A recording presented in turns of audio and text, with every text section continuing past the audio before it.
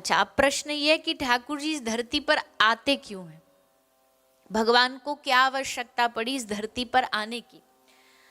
तो शास्त्रों ने कहा कि जब पापियों को मारना होता, दुष्टों का संहार करना होता, तो भगवान अवतार लेते। यदा यदा ही धर्मस्य ग्लानिर्भवति भारत, जब जब हुई धर्म की हानि, तो प्रभु आते हैं। पर अब अगली प्रश्न पूछने वाला ये है कि भैया, अगर केवल दुष्टों का संहार करने के लिए भगवान को आना है, तो क्या भगवान दुष्टों का संहार अपने किसी दूत को भेज के नहीं करवा सकते? रावण को मारना, उसको मारने के लिए क्या भगवान को खुद ही अवतार लेना पड़ता?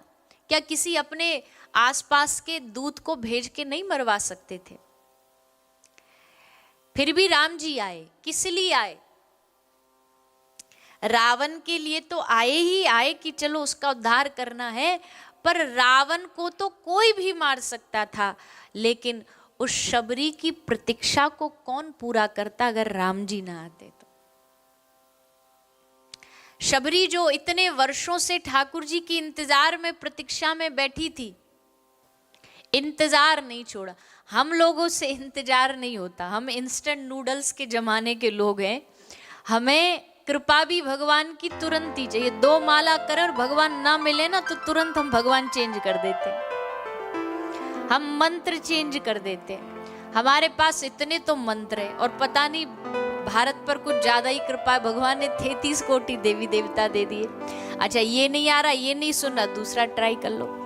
हर डेज के हिसाब से हमारे भगवान है। मंडे को, सोमवार को भोलेनाथ जी, मंगल को, शनिवार को, अलग अलग दिनों के हमारे भगवान फिक्स है। हमने तो कई लोगों की अलग अलग दिन की माला भी देखी है। बोले सोमवार को ये मंत्र वाली रुद्राक्ष है, इस वाले दिन की ये तुलसी है, इस वाले दिन की चंदन की है, अलग अलग। अब पर एक बात बताओ हमें, 10 नाव में पांव रखोगे तो क्या कभी पार हो पाओगे? नहीं हो सकते। पार होना है तो एक नाव में डट के बैठना पड़ेगा। 10 नाव वाले हमेशा। अच्छा, एक बार ऐसे कथा सुनाते ना कि एक बार भक्त संकट में था, तो उसने संकट में होकर के हनुमान जी को पुकारा संकट के निवारण के हेतु। हनुमान जी ने बोला चलो जी, भक्त हमें बुला रहा है, चलो। रेडी हुए, गदा वदा अपना कंधे पे धरा, इतने चलने को तैयारी हुए, इतना वो हनुमान जी से सीधा शनि देवता शिफ्ट हो गया। हे शनि देव मेरी रक्षा। हनुमान जी बोले अब हम काय को जाएं, यही जाएंगे जिनको बुला रहा है। इतने शनि देवता रेडी हुए, इतने उसने वो भी बदल करके अब राम जी पर आ गया। राम जी तैयार हुए, भगवान। ऐसे करते करते सबरे भगवान बुला लिए, कोई ना आया, क्योंकि वो उसके भरोसे, वो उसके भरोसे।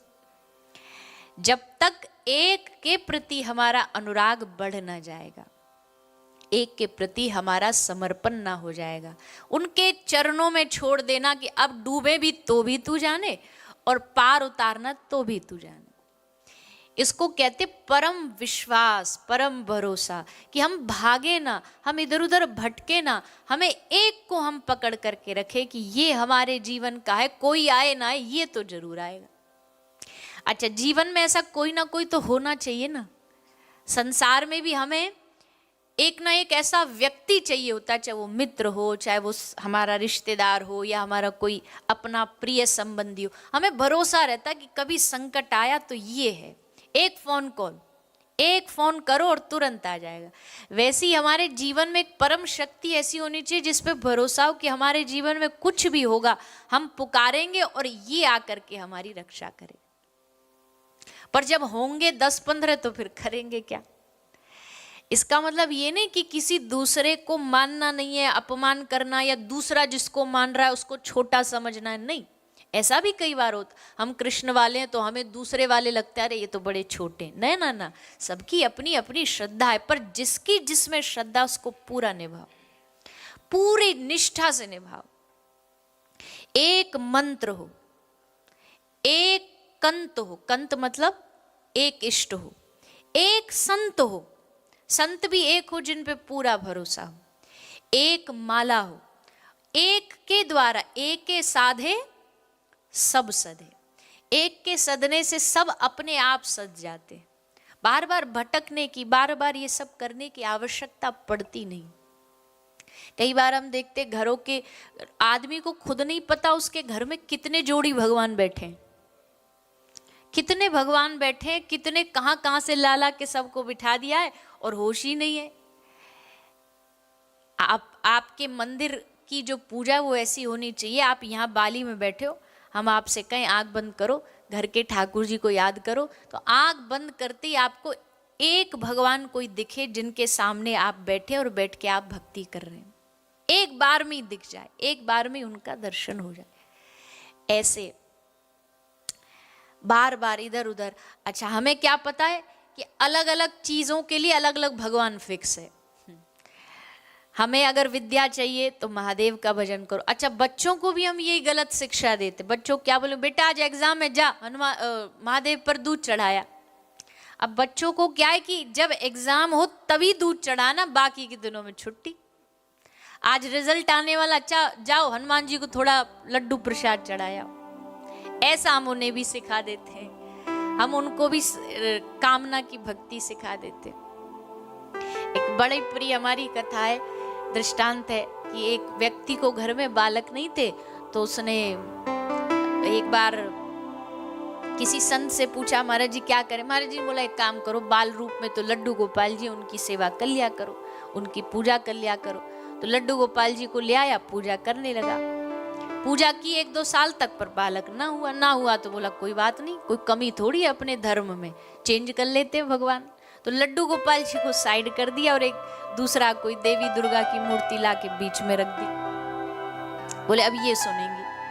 अब ऐसा भाव रख करके देवी दुर्गा बीच में रख के अब रोज उनकी सेवा करता। एक धूप बत्ती लाया, आरती करी, देवी मैया के सामने धरी, पर धूप बत्ती धरी, सामने रखी, सामने पर वो उसका धुआं जा रहा था गोपाल जी की साइड में, क्योंकि धूप बत्ती तो टेढ़ी टेढ़ी चलती है ना, तो धुआं जा रहा था गोपाल जी की साइड में। गोपाल जी की साइड में धुआं गया तो उसने कहा अच्छा हमारी मनोकामना पूरी करी नहीं और बैठे बैठे यहाँ सुगंध ले रहे हो, खुशबू ले रहे हो, ऐसे कैसे फ्री में ले देंगे। वो एक रुई लाया और गोपाल जी की नाक में लगा दी। बोला हम ऐसे नहीं लेने देंगे जब तक तुम हमारी इच्छा पूरी ना करोगे।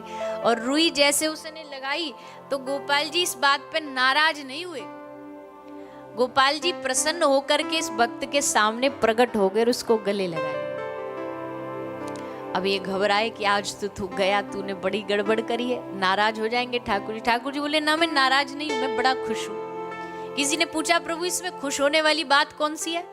ठाकुर जी ने कहा खुश होने वाली बात यह है कि सारी दुनिया हमको मूर्ति समझती है, पर ये पहला इंसान है जिसने कम से कम समझा तो कि हम सूंघते भी हैं।